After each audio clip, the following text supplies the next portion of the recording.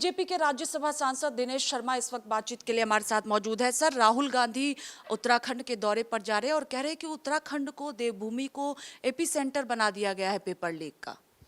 देखिए, उनके पास मुद्दा थोड़ी है कोई। वो भी जानते हैं कि उनके पास अब मुद्दा नहीं है, क्योंकि विकास इतना हुआ है चारों तरफ, तो विकास को मुद्दा नहीं बना सकते। अब इतने दिन से हो गए, वायनाड तक तो वो गए नहीं, जहाँ पर इतना बड़ा, जहाँ से जीत कर आए, वहाँ तो संघ के स्वयंसेवक लगे हुए हैं। अब इनको दौरा करना है, लोग कह रहे हैं कि आप निकल नहीं रहे बाहर, तो जाहिर सी बात है गर्मी के क्षेत्र में जाएंगे नहीं, जहाँ ठंडक होगी वहीं जाएंगे, दौरा भी करेंगे, पिकनिक भी मनाएंगे, चले आएंगे। ये एक तरीके से मुद्दा विहीन कांग्रेस हो चुकी है और एक नेतृत्व विहीन अवस्था उनमें है। मैं नहीं समझता कि उनके कोई आरोपों में दम है। राहुल गांधी ये भी कह रहे हैं कि सरकार ने सख्त नकल विरोधी कानून बनाया, उसके बावजूद भी पेपर बाजारों में बिक रहे हैं। इस तरह के गंभीर आरोप लगाते हुए राहुल गांधी नजर आ रहे हैं। 17 जुलाई को वो देहरादून जा रहे हैं।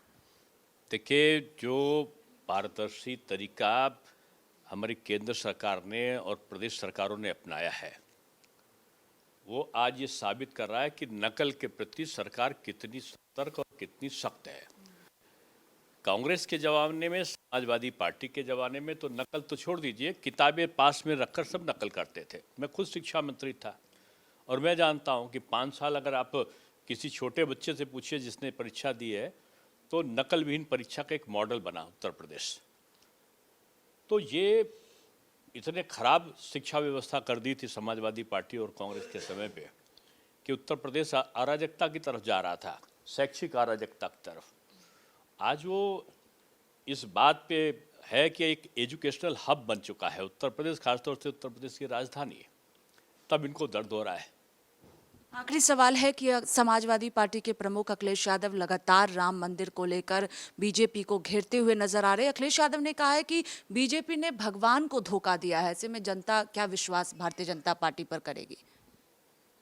अब देखिए, ये बात कोई और कहता तो शायद अच्छा भी लगता, लेकिन मैं किसी व्यक्ति के, किसी नेता की टिप्पणी पर टिप्पणी नहीं करता हूँ।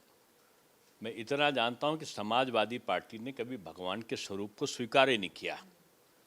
राम मंदिर बने इसके लिए कितने कारसेवकों की बलि ले ली। राम अस्तित्व में नहीं है ये कहते कहते कोर्ट से लेकर और सड़कों तक कांग्रेस और समाजवादी पार्टी थक गई। अगर आज राम की चिंता आ रही है तो राम की चिंता नहीं है, ये घटता हुआ जो सनातन का विरोध करने वाले लोग हैं उनका घटता हुआ वोट बैंक है। बंगाल की परिणति इन्होंने देखी है, तमिलनाडु की देखी है, आसाम की देखी है, बिहार की देखी है। अब इनको पता है कि उत्तर प्रदेश में अब उनका वो पुराना फार्मूला सनातन विरोध का चलने वाला नहीं है, इसलिए किसी को शिव भक्ति याद आ रही है।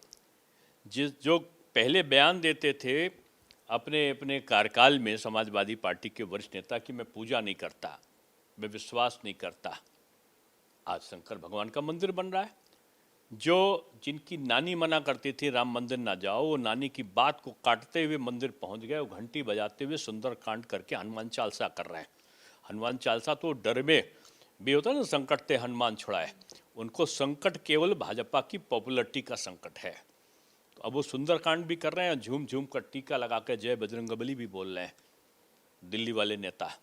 तो ये नेता अभी जनेऊ कोर्ट के अंदर जो रखा हुआ था वो गायब हो गया कहीं, सुनते हैं।